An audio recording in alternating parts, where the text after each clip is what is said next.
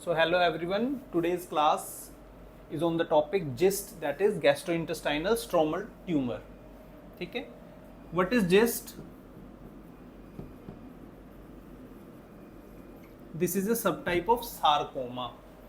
जैसा आपको पता है मल्टीपल टाइप ऑफ मैलिग्नेंसीज होती है, carcinoma, sarcoma, lymphoma, neuroendocrine tumours. ठीक है, तो दैट्स सार्कोमा. और जीआई ट्रैक्ट में कई टाइप्स के सार्कोमा हो सकते हैं. Most common sarcoma of GI tract is gist. This is most common sarcoma of GI tract. ठीक है, अब इसका जो डायग्नोस्टिक फीचर होता है दैट इज CD117. ये एक टायरोसिन काइनेज रिसेप्टर होता है CD117, जो कि इंटेस्टाइनल सेल ऑफ किजाल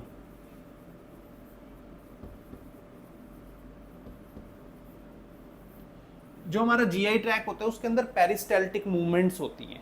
ठीक है, वहां पे इंटरस्टिशियल सेल ऑफ किजाल प्रेजेंट होती है. इंटरस्टिशियल सेल ऑफ किजाल जो पेरिस्टाल्टिक मूवमेंट्स कराती हैं. वहां पे जो टीकेआई नहीं, टायरोसिन काइनेज रिसेप्टर प्रेजेंट होता है दैट इज CD117 और किट रिसेप्टर. तो उसके थ्रू हम इसको डायग्नोस भी करते हैं. तो भी ये वहीं का सार्कोमा है, राइट? ठीक है, अब मोस्ट कॉमन प्राइमरी साइट की बात करूं तो स्टमक में मोस्ट कॉमनली पाया जाता है. 70% केसेस आपके स्टमक में मिलते हैं. मतलब जैसे जैसे हमारा जीआई ट्रैक्ट है ना, कि स्टमक है, फिर स्मॉल इंटेस्टीन है, फिर आपका जो है लार्ज इंटेस्टीन है. तो पहले स्टमक में 70% केसेस हैं. ठीक है, जो आपका स्मॉल इंटेस्टीन है उसमें 20% केसेस हैं, और जो लार्ज इंटेस्टीन है उसमें 5% केसेस हैं. फिर से घूम के आ जाओ, स्टमक के ऊपर क्या होता है, ईसोफेगस, उसमें 5% cases. You start from the stomach में 70% केसेस हैं, नीचे स्मॉल इंटेस्टाइन 20% है, लार्ज इंटेस्टाइन 5% है, घूम के फिर से ईसोफेगस पर आ जाओ, 5% केसेस है. तो जो रेक्टम एंड कैनाल है वो इसी का पार्ट हो गया, लार्ज इंटेस्टाइन का पार्ट हो गया ना. ठीक है, और पहले जो मीडियन इसका ओवरऑल सर्वाइवल था that was just 1.5 years without TKI. जब से इमैटिनिब आई है, इमैटिनिब आई थिंक 99 2001 के अराउंड आई है, क्योंकि पहले ट्रासुजुमैब आया था 99 में. उसके बाद 2001 में सबसे पहले CML के लिए इमैटिनिब आ गई थी. बाद में पता चला कि it works for gist also. तो तब से रिवोल्यूशन आ गया. ये दो ही ड्रग रिवोल्यूशनरी थी, ट्रासुजुमैब एंड देन इमैटिनिब. ठीक है, यहीं से टारगेटेड ड्रग्स की शुरुआत हुई थी. तो इसका जो अब मीडियन OS है वो मोर देन 5 years हो चुका है, just by the addition of ये डस्ट. ठीक है,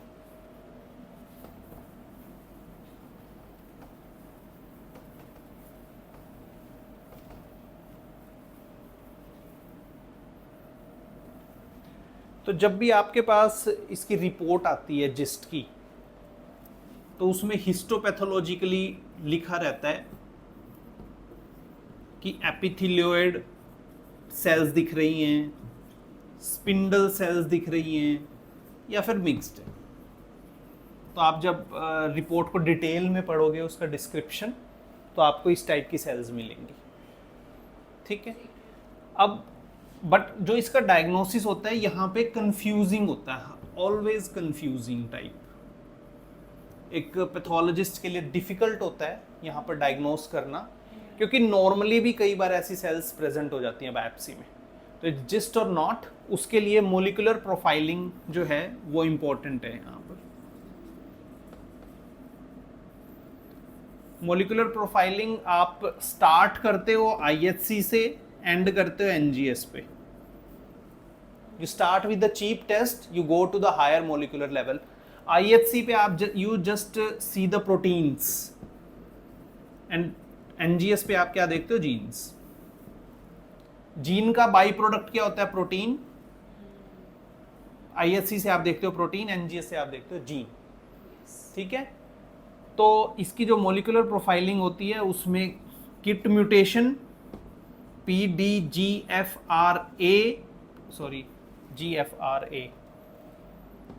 GFRA एंड फिर आता है वाइल्ड टाइप। तो मोस्टली 80% केसेस में आपको किट म्यूटेशन मिलेगी। PDGFRA आपका 5 to 10% cases and wild type again 10 to 15% cases. ठीक है, वाइल्ड तो मतलब नॉर्मल होता है ना, नॉट म्यूटेशन। वाइल्ड में म्यूटेशंस हैं, वाइल्ड का मतलब वाइल्ड में म्यूटेशंस हैं, बट किट एंड PDGFRA जो हैं ड्राइवर म्यूटेशंस हैं। आपको शायद पता ही होगा, ड्राइवर म्यूटेशंस अलग होती हैं और जो फॉलो करने वाली म्यूटेशंस हैं वो अलग होती हैं। दैट मीन मतलब इसका मतलब क्या है, ड्राइवर म्यूटेशन का मतलब क्या है कि किट और PDGFRA में जब म्यूटेशन होगी तब जिस्ट होगा, और वाइल्ड टाइप में जो म्यूटेशन होंगी जब जिस्ट होगा तो वो म्यूटेशन हो भी सकती हैं। They are not driving the malignancy. कुछ म्यूटेशंस जब पैदा होती हैं तो वो मेलिग्नेंसी को जन्म देती हैं। These are known as driver mutations. ठीक है, और कुछ म्यूटेशंस मेलिग्नेंसी में वैसे ही हो जाती हैं जिनको हम सिर्फ टारगेट करते हैं ड्रग देने के लिए। हम उसे ब्लॉक भी कर दें तब भी हम ड्राइवर म्यूटेशन नहीं फाइंड आउट कर रहे, क्योंकि उसमें है ही नहीं कोई ड्राइवर म्यूटेशन। ठीक है, तो जो वाइल्ड टाइप होगा उसमें कोई भी ड्राइवर म्यूटेशन नहीं है, राइट। IHC में सारे लगते हैं, किट भी लगता है, PDGFRA लगता है। वाइल्ड टाइप में जैसे कि एक म्यूटेशन होती है सक्सेनाइल डिहाइड्रोजिनेज B वाली SDHB, वो भी IHC से लगती है। सारी म्यूटेशंस इसकी जो सारा कुछ है ना वो IHC से लग जाता है। बट प्रॉब्लम सिर्फ तब आती है जब हमारे पास ड्रग काम नहीं करती, इमैटिनिब काम नहीं करती। क्यों नहीं काम कर रही? इमैटिनिब रेजिस्टेंट म्यूटेशन आ गई, वहाँ पे हमें NGS चाहिए, कौन से टाइप की म्यूटेशन हो रही है। ठीक है, जब डिजीज प्रोग्रेशन हो, रिस्पांस ना आए, हाँ then we need NGS। हाँ, मतलब बेस्ट ट्रीटमेंट के बाद भी अगर रिस्पांस नहीं है तो हमें रूल आउट करना पड़ेगा कि क्या रीजन। यस।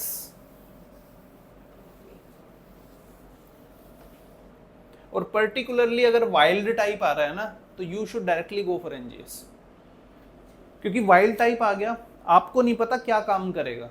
वाइल्ड टाइप में इमैटिनिब वगैरह कम काम करते हैं, सीधा ही आ गया ना वाइल्ड टाइप। किट भी नेगेटिव, PDGFRA भी नेगेटिव, वाइल्ड टाइप आ गया, SDH भी पॉजिटिव आ रहा है, तो आप NGS की तरफ जाओ, क्या पता और भी कुछ पॉजिटिव हो। ठीक है,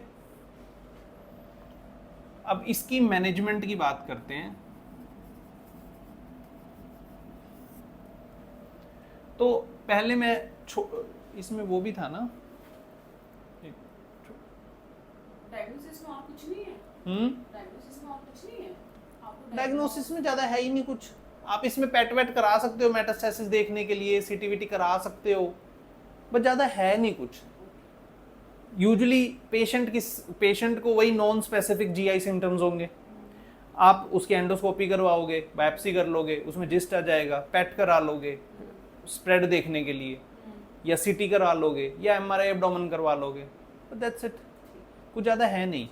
ठीक है, कुछ स्पेसिफिक ज़्यादा है नहीं। तो मैनेजमेंट की बात करते हैं। मैनेजमेंट, इसका जो प्राइम मैनेजमेंट है दैट इज सर्जिकल रिसेक्शन। ये प्राइम मोडेलिटी है जिस्ट को मैनेज करने की। ठीक है, और सर्जिकल रिसेक्शन के बाद आपका आता है एडजुवेंट TKI। मैनेजमेंट बिल्कुल सिंपल है जिस्ट की, सर्जरी करवा दो, उसके बाद आपको देखना है कौन सा पेशेंट एडजुवेंट TKI के लिए फिट है। ठीक है, अब सर्जरी में इसमें आता है if you have very small gastric gist. मैंने आपको 70-25% बताया अभी, 70% स्टमक, 20% स्मॉल इंटेस्टाइन, 5% कोलोन। इसी हिसाब से इसका प्रोग्नोसिस भी है। स्टमक में है गुड प्रोग्नोसिस, स्मॉल इंटेस्टाइन में पुअर प्रोग्नोसिस, कोलोन में वेरी पुअर प्रोग्नोसिस। इस तरीके से इसका प्रोग्नोसिस भी है। ठीक है, जितना नीचे जाता जाएगा उतने ज़्यादा चांसेस हैं लिम्फ नोड में स्प्रेड होता जाएगा। ठीक है, तो अब मान लो सबसे पहले हम गैस्ट्रिक जिस्ट की बात कर रहे हैं, वहां भी वेरी स्मॉल का क्राइटेरिया है 2 सेंटीमीटर से छोटा। ठीक है, अगर 2 सेंटीमीटर से छोटा वेरी स्मॉल जिस्ट है तो वो आपका एंडोस्कोपिकली भी निकल सकता है, एंडोस्कोपिक रिसेक्शन भी हो सकता है, या फिर आप उसकी कोई डेफिनेटिव सर्जरी भी करवा सकते हैं। ठीक है, और इसमें आप किस पेशेंट को एंडोस्कोपिक रिसेक्शन के लिए लोगे या फिर सिर्फ आप एंडोस्कोपिक सर्वेलेंस पे भी रख सकते हो पेशेंट को, कि सिर्फ और सिर्फ मैं फॉलोअप पे ही डाल रहा हूं। ठीक है, तो उसके लिए कुछ हाई रिस्क फीचर्स हैं। अगर हाई रिस्क फीचर्स प्रेजेंट होंगे तो you go for the resection और सर्जरी, अगर हाई रिस्क एब्सेंट होंगे जस्ट सर्वेलेंस। ठीक है, उसके हाई रिस्क फीचर्स इसके पैथोलॉजिकल फीचर्स होते हैं, जैसे इरेगुलर बॉर्डर्स, सिस्टिक स्पेसेस, ठीक है, और कुछ हिट्रोजेनिटी, कुछ इकोजेनिक फोकाई, कुछ अल्सरेशन, मतलब आंखों से कुछ नहीं दिखेगा, आपको पैथोलॉजी रिपोर्ट पे बिलीव रखना है। बायोप्सी भी सब बताया जाएगा। हाँ, बायोप्सी की रिपोर्ट में ये सब लिखा रहेगा। डिटेल रिपोर्ट उसमें आती है ना पोस्ट ऑप पैथोलॉजी में। हाँ, तो किसी ने एंडोस्कोपी की ना, बायोप्सी ली, अच्छा कुछ रिसेक्शन किया, या तो उसमें डिटेल रिपोर्ट हो सकती है। और इसमें वो फैक्टर क्या है 67 वाला? नहीं, इसमें नहीं है रिलेवेंट। वो तो न्यूरोएंडोक्राइन में होता है ना। हम जो देखते थे ना, टेस्ट में हम देखते थे ना कुछ, जिसमें भी था उसमें सारे बेसिस पे क्राइटेरिया डिसाइड होता था एडजुवेंट टीकेआई का। एडजुवेंट टीकेआई के क्राइटेरिया मैं अभी बताऊंगा। ठीक है, ठीक है, तो ये तो हो गया। अगर मान लो आपका थोड़ा लार्ज साइज जिस्ट है, मतलब मोर देन 2 सेंटीमीटर्स, ठीक है, तो उस केस के अंदर आप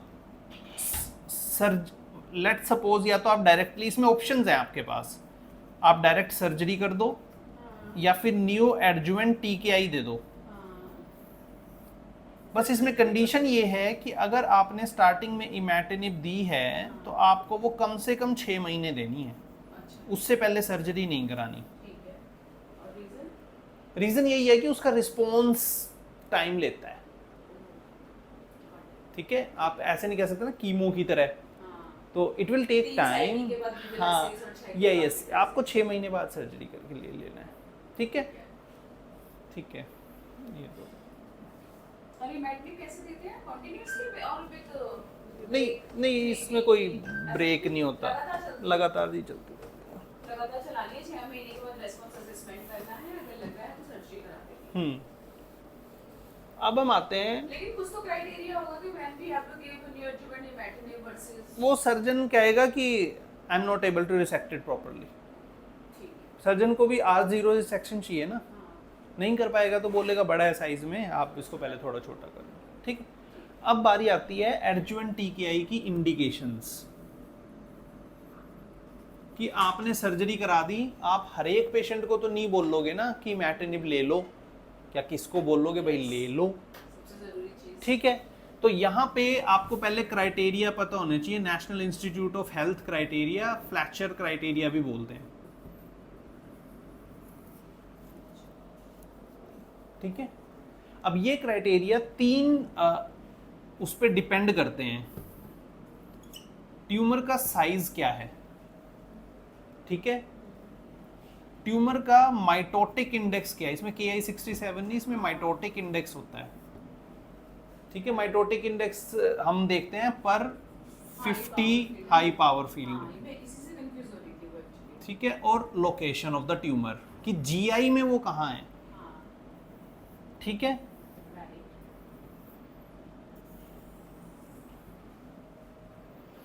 अब इसमें एक चीज है वेरी लो रिस्क। सबसे पहले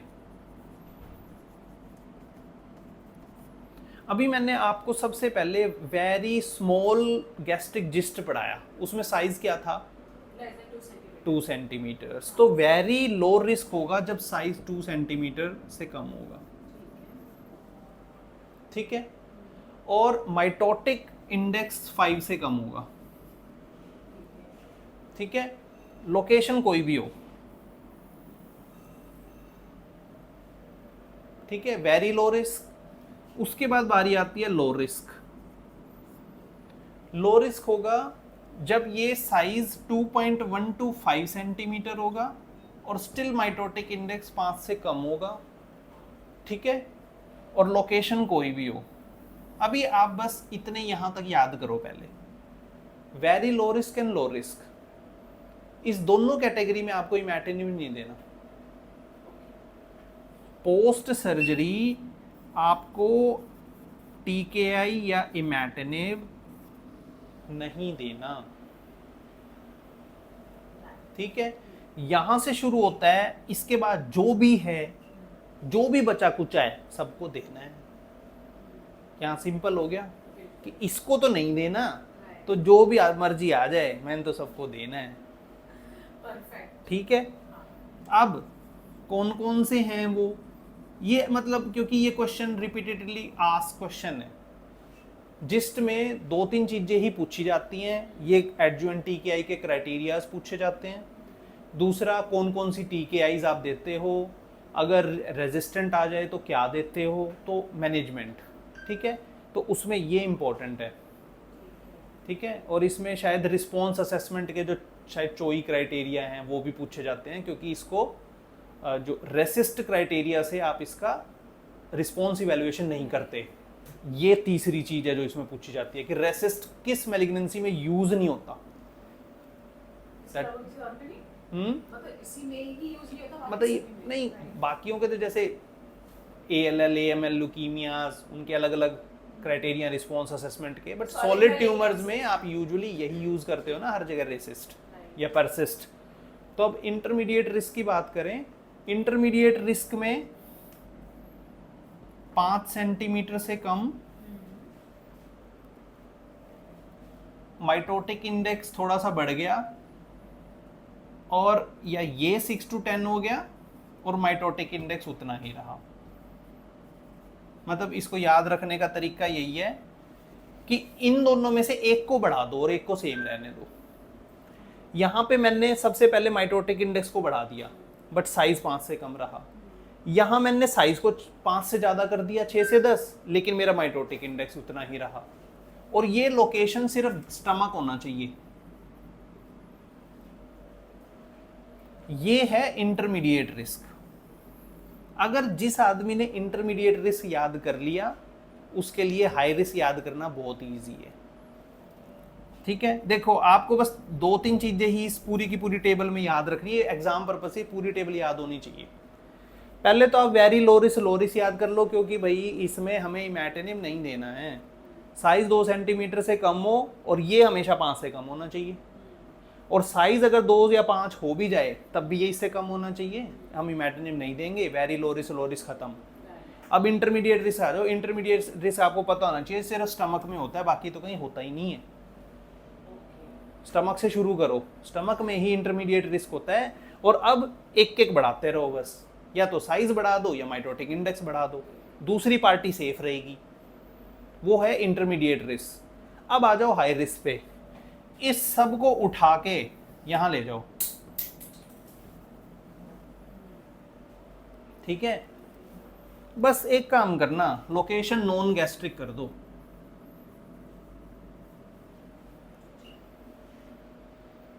ठीक है। एक चीज होगी, लोकेशन नॉन गैस्ट्रिक कर दो, या फिर अब हमारे पास क्या क्या बच गया, साइज बच गया।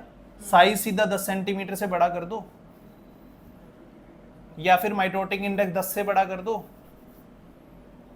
कुछ भी बड़ा कर दो, सीधे हाई रिस्क में पहुंच गए, ठीक है। इतने भी याद रख लो, बहुत है। कुछ तो याद हो गया, बहुत कुछ याद हो गया, ठीक है। ये टेबल पूरी की पूरी ही याद हो गई, यस, ठीक है।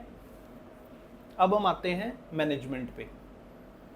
ओके। तो यानी कि नॉन गैस्ट्रिक अगर है तो साइज भी बड़ा होना चाहिए, मोर देन 10 याद रखना है। Size and mitotic index more than 10 ही होना चाहिए। नॉन गैस्ट्रिक आपको ऐसे नहीं याद रखना, आपको ये याद रखना है मैंने वेरी लो रिस्क हटा दिया, लो रिस्क हटा दिया, इंटरमीडिएट में ये गैस्ट्रिक वाले ये हटा दिए, तो अब नॉन गैस्ट्रिक पे सोच के देखो एक बार। नॉन गैस्ट्रिक में अगर ये वाला साइज आ रहा है तो मैं हाई रिस्क में हूं। अब सेकंड कंडीशन, किसी भी साइट पे ये साइज आ रहा है, हाँ स्टमक में 10 सेंटीमीटर से बड़ा है, स्टमक में 10 माइटोटिक इंडेक्स से बड़ा है, सिंपल हाई रिस्क है, उसमें कोई गैस्ट्रिक का लेना देना ही नहीं है। ठीक है, बस हो गया। अब आपकी मैनेजमेंट देखो कितनी सिंपल है, आपने सर्जरी कर दी थी, आपने ये टेबल अप्लाई करी, आपको पता लग गया अरे इमैटिनिब दूं नहीं दूं, आपको पता लग गया, ठीक है। अब शुरू होता है मेडिकल ऑन्कोलॉजी वाला पार्ट कि चलो भाई अब मेरे को ये तो पता चल गया कि सिर्फ इमैटिनिब नहीं, ये तो TKI के वो थे, कौन सा TKI दूं। अब यहां से शुरू होती है आपकी मेडिकल ऑन्कोलॉजी।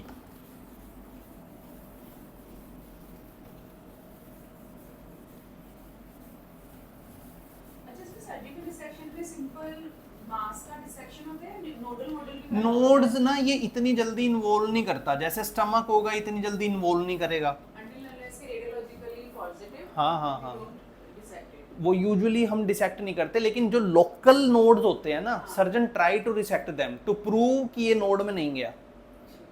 बहुत बार आपके पास ऐसा होता है कि पेट में ही दिखा देता है ये नोड में गया, जिस्ट में यूजुअली ऐसा होता है, नोड में अपटेक ले लेता है, तो फिर सर्जन को वो निकाल के प्रूव करना पड़ता है कि वहां नहीं गया। ठीक है,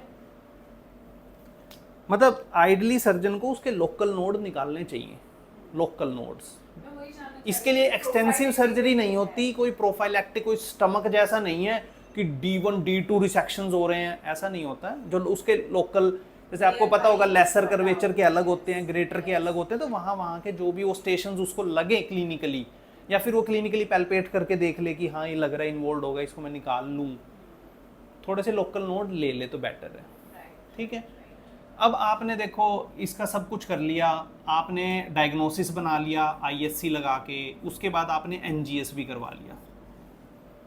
ठीक है, जब आप NGS करवाओगे ना तो आपको एक ब्रॉडर पिक्चर मिलेगी पेशेंट को ट्रीट करने की। ठीक है, अब NGS में दो चीजें आएंगी आपके पास, ड्राइवर म्यूटेशन प्रेजेंट,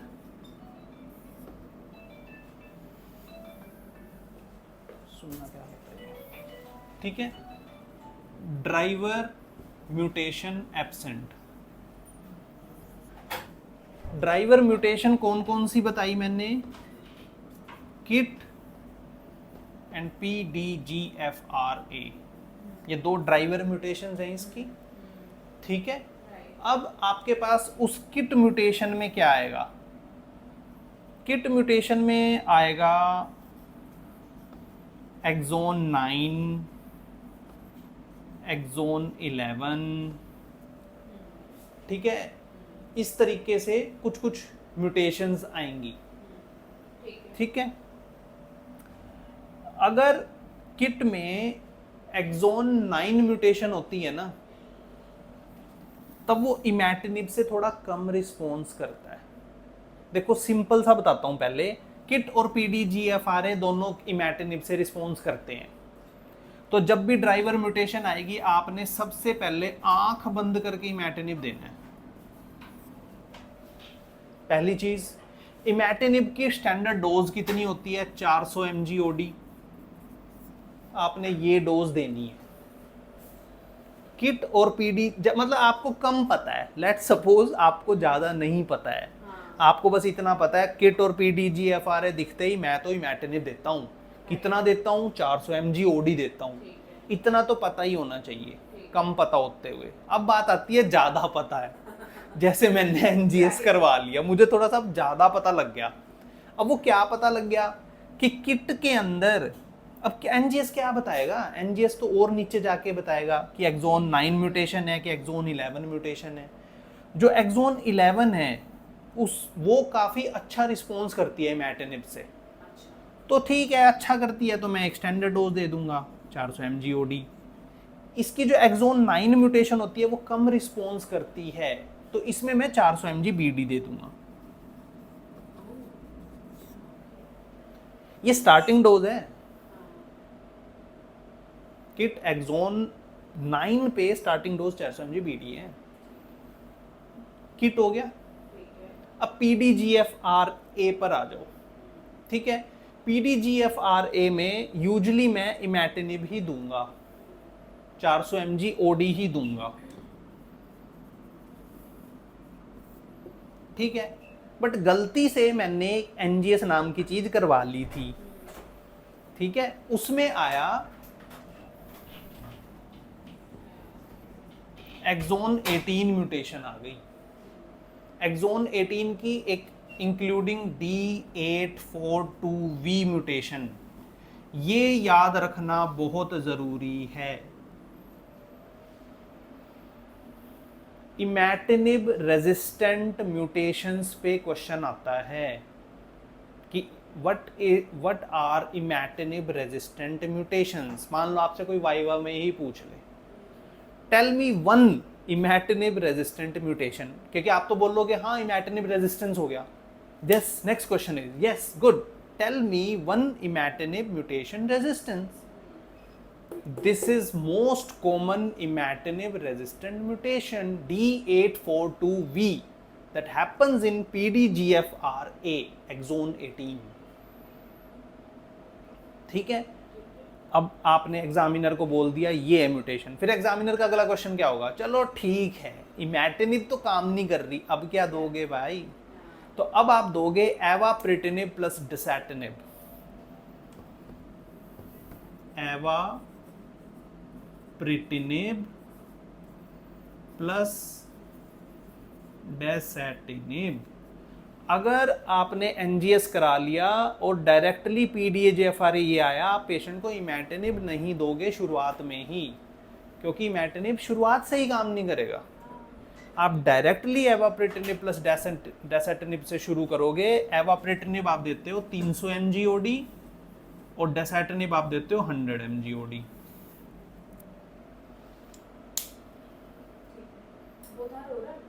ये सब TKIs हैं सारी, इसकी मैनेजमेंट ही कोई कीमो तो है नहीं। हाँ यस यस ठीक है।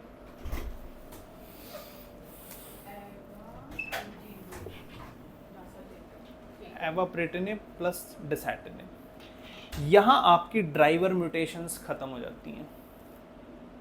अब बारी आती है वाइल्ड टाइप की, जिसमें ड्राइवर म्यूटेशन नहीं है, उसे बोलते हैं हम वाइल्ड टाइप। अब जो आप कह रहे थे ना कि क्या ड्राइवर म्यूटेशन में म्यूटेशन नहीं होगी, म्यूटेशन होंगी बट वो ड्राइव नहीं कर रही मैलिग्नेंसी को। बस। लेकिन वाइल्ड का मतलब है ड्राइवर म्यूटेशन नहीं है। जैसे P53 म्यूटेटेड है या वाइल्ड है, म्यूटेशन नहीं है P53 में, यहाँ सिंपल वो मतलब है। लेकिन जिस्ट में वाइल्ड टाइप का मतलब है ड्राइवर म्यूटेशन नहीं है। किसी भी जीन को वाइल्ड टाइप का मतलब बोलना होता है कि उसमें म्यूटेशन नहीं है, वो अपना नॉर्मल फंक्शन कर रहा है। लेकिन किसी मैलिग्नेंसी के लिए बोलना कि ये वाइल्ड टाइप मैलिग्नेंसी है, इसमें कोई ड्राइवर म्यूटेशन नहीं है। नॉर्मल म्यूटेशंस कुछ भी हो सकती हैं,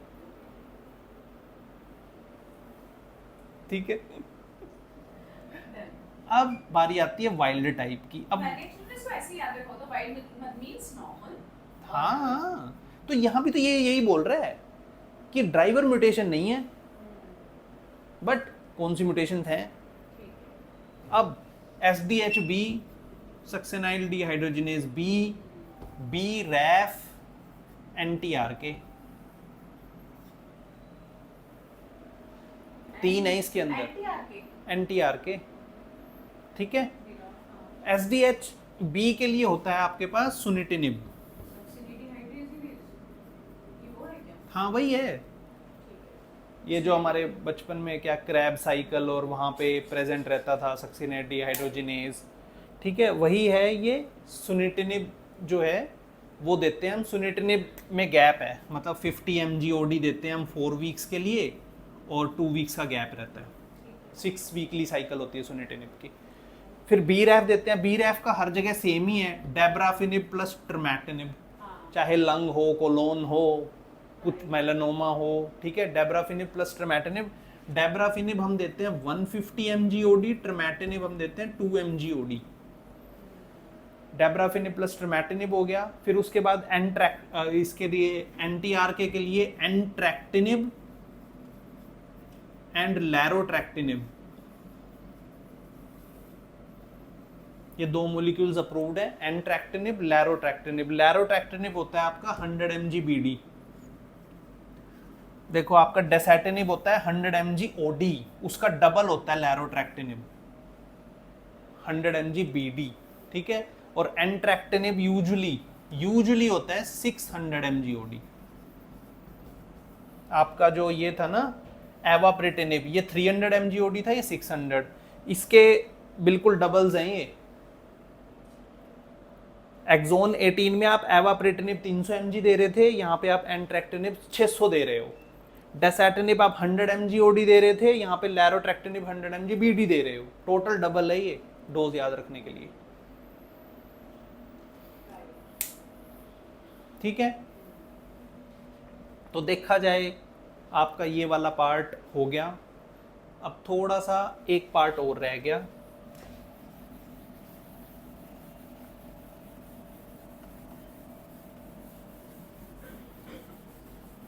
इस चार्ट को देख के तो लग रहा है कि एनजीएस बहुत जरूरी है कराना, हाँ यस, बट इतना कॉस्टली होता है हम लोग तो करा नहीं पाता। हाँ तो बस तभी जब प्रोग्रेशन होता है फिर तब करा लेते हैं।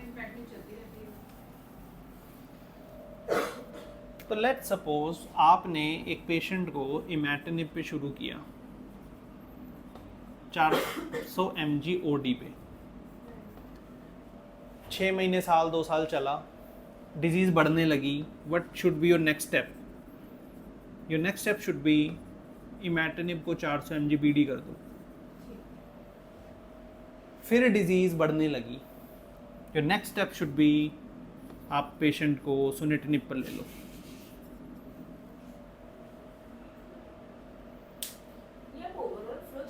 ओवरऑल है ये। मान लो पेशेंट आ गया, कोई एनजीएस वेंजीएस कुछ नहीं मेरे पास, मैं ऐसे ट्रीट करूंगा, ठीक है। वहीं पे पेशेंट को SDHB म्यूटेशन आ गई। SDHB म्यूटेशन मैंने किस में बताई थी? वाइल्ड टाइप में। वाइल्ड टाइप में इमैटिनिब काम नहीं करती, रिमेंबर दैट। तो अगर किसी का स्टार्टिंग में एनजीएस करा लिया, SDHB म्यूटेशन आ गई, टेक डायरेक्टली सुनिटिनिब। पहली चीज क्लियर है। अब सुनिटिनिब के बाद डिजीज वो बढ़ रही है, my next step should be मैं उसे रेगोराफिनिब दूंगा। ये अगली एंटिटी है। जब सुनिटिनिब पे प्रोग्रेस करेगी तो मैं उसको रेगोराफिनिब दूंगा। रेगोराफिनिब की डोज होती है 160 mg/OD for 3 weeks followed by 1